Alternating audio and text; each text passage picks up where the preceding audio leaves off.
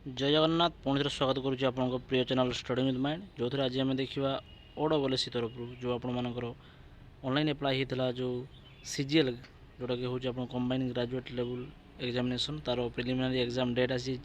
Admit card के download आसो आसी तो डेरी कर वीडियो स्टार्ट करवा।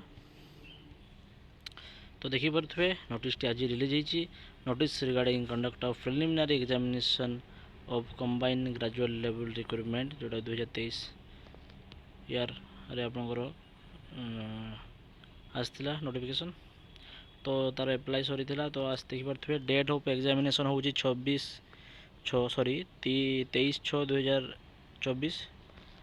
जून मास 23 तारिख होगापी संडे दिन हम वन सीटिंग गोटे सीटिंग हिसाब से हम और syllabus as per the annual section C जो रही अनुसार रहा तो एडमिट कार्ड के आसो तो देखा admission letter and send the same only through email ID और जोटा रहा OWSC जो वेबसाइट आप लॉगिन करी 13/6/2024 आपंकर एडमिट कार्ड डाउनलोड कर डेट रही कौ दिन ना 13/6 एग्जाम रोज 23 ठीक अच्छे